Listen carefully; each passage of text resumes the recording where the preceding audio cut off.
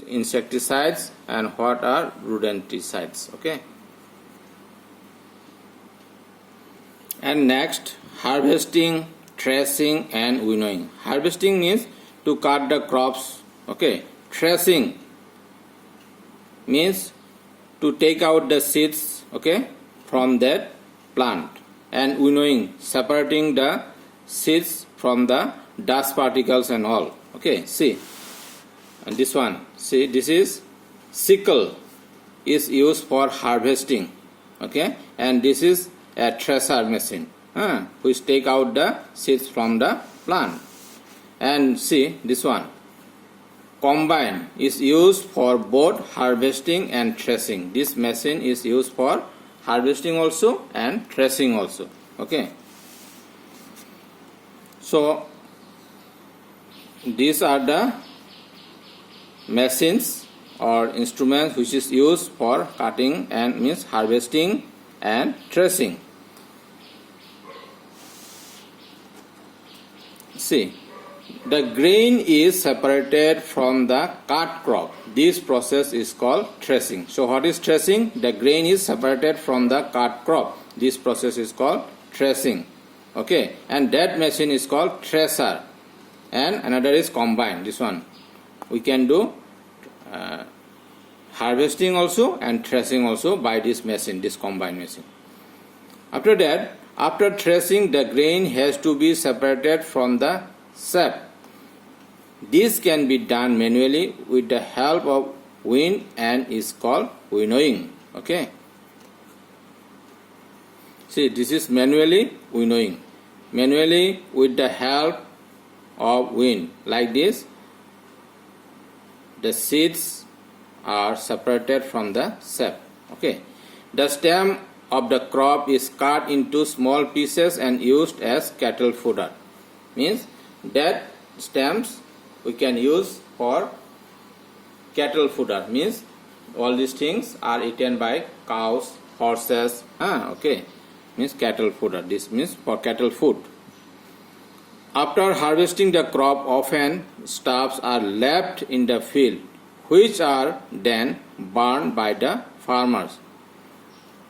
Which are left on the field that are burned by the farmers on the field. Okay. So after this one, after winnowing and all, what we have to do with that crop or with that food grains? So what to do that one? We have to store in a safe place. This is called storage. Harvested fruit grains normally contain more moisture than required for storage. The excess moisture is removed by drying the food grains in the sun. Okay, by drying all these things, we have to store in the storage. See, this is a storage. Big house. This is called silos for storing grains. This is called silos. Okay, this picture you can see. It's called silos or granaries.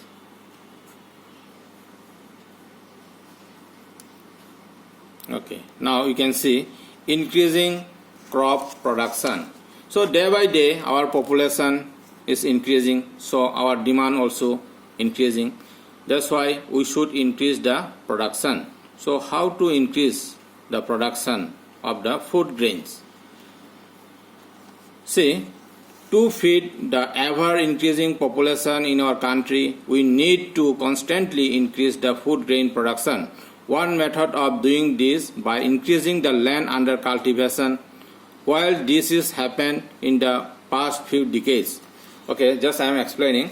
So, we need more field for production to increase the production. But there is no field now. No field is available for cropping because population is increasing everywhere. So what to do now? So the scientists are trying to get the good quality seeds which can give us a good production. Okay, that one process by which we can do all these things, that is called hybridization. See, what is hybridization? Hybridization is a technique used for developing new varieties of crop. Okay.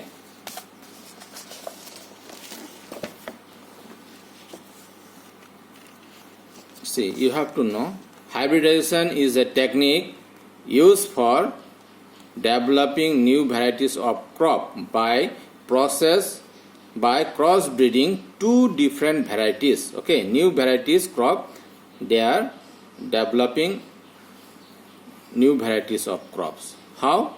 Breeding two different varieties, we are getting a new variety of crop. Okay, so in this way scientists are trying to increase the crop production. Okay, now we come to the next very important topic, important point, that is nitrogen cycle. Nitrogen is used by life forms to carry out many of the functions of life. Okay. For example, it is needed for formation of proteins, amino acids and nucleic acids. Okay. It is especially important to plant life. Air contains about 78% nitrogen, yet nitrogen in its gaseous form is mostly entirely unusable to life forms. Okay. The process of converting nitrogen into a form in which it can be used by the plant is called nitrogen fixation. Means that nitrogen what is available in the atmosphere, that one cannot be used by the plant directly. Okay, so there is some process are there, that is called nitrogen fixation. See, we will discuss. Just you see this diagram. Okay, that is nitrogen cycle. See how we get the nitrogen from the environment. So nitrogen in the air. Okay, when lightning, okay, at the time of lightning there is a huge amount of heat is produced. In that time nitrogen react with oxygen. Okay, then it become nitrogen oxide, then it comes with the rainwater and it mix in the soil. Okay, another process is fertilizers. In fertilizer there is nitrogen, that is directly we mix in the soil. See, nitrogen fixing bacteria in root nodules. Some leguminous plants are there, in their root they have some bacteria which can convert that nitrogen to the nitrogen oxide. Okay, means they can fix the nitrogen, they can absorb the nitrogen and it will convert it to nitrogen oxide. Okay, another is nitrogen fixing bacteria in the soil. In the soil there is nitrogen fixing bacteria is there in the soil also, not only in the leguminous plant. Okay, so in that way this nitrates means that nitrogen it mixed with oxygen, so it becomes nitrate. That and nitrogen from the air it mixed with oxygen, it forms nitrates. That nitrates are absorbed by the plant.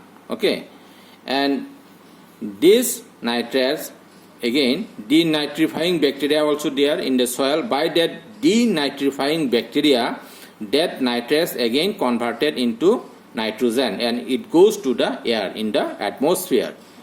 See, that plant absorb the nitrates from the soil. Okay, and that plant is eaten by herbivorous animal like cow, and their waste product, animal waste like cow dung. Okay, from there also again we get nitrogen, it mix up with the soil. Decay bacteria act on dead remains of the plants and animals, and animal waste, try to understand, remains of plants and animals and animal waste, all are it converted into nitrates by the nitrifying bacteria. Nitrifying bacteria, they convert all these products to the nitrates which is usable for plant. Okay, so see it becomes a cycle, so that's why it is called nitrogen cycle. Nitrogen mix up with oxygen, it comes as a nitrate to the soil, and that nitrogen is absorbed by the leguminous plant. Okay, and there is called bacteria, there is nitrogen fixing bacteria is there in leguminous plant. they absorb that nitrogen, they convert into nitrates. Can you understand? That nitrogen is converted to the nitrates by that nitrogen fixing bacteria. Okay, and there is some other bacteria also, they are nitrogen fixing bacteria directly in the soil. They also absorb that atmospheric nitrogen and convert into nitrates. All these nitrates are absorbed by the plant, which is very important, which is necessary for the growth of a plant. So in this way, some bacteria is there, they are called denitrifying bacteria. They convert that nitrates to the atmospheric nitrogen. So it becomes a cycle, nitrogen cycle. So that's why it is called nitrogen cycle. Okay. Okay. Shortly here I am discussing, see, nitrogen fixation. So I have discussed there to fix the nitrogen. So you have to study. So atmospheric nitrogen fixation, that by the nitrogen fixing bacteria are there by that leguminous plant. Okay. So nitrogen assimilation, nitrogen is used by the plant. Ammonification, nitrification. Okay, denitrification means that nitrates converted to the nitrogen, that is denitrification. Okay, all these things you have to study properly. We cannot complete all these things in this video, so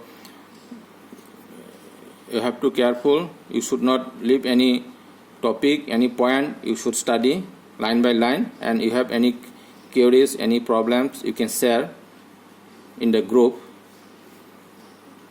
Okay, now see, food from the animals. From the animals also we get food.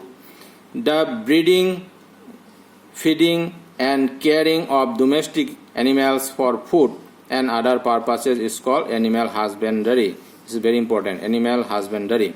So what we get from the animal? Meat and eggs. Meals means milk products. Okay. Fishes, that is called apiculture. Apiculture is what? That in large scale rearing of honeybees is called apiculture, and rearing of fishes is called pisciculture. Okay, so all these things you have to study well, and I'll give you all the questions answer in our WhatsApp group, and you have to follow, you have to study the chapters properly, and whatever you have problems you can share. So be concentrate and study well, and try to understand. If any topic you cannot understand, you can share with me. Okay, thank you.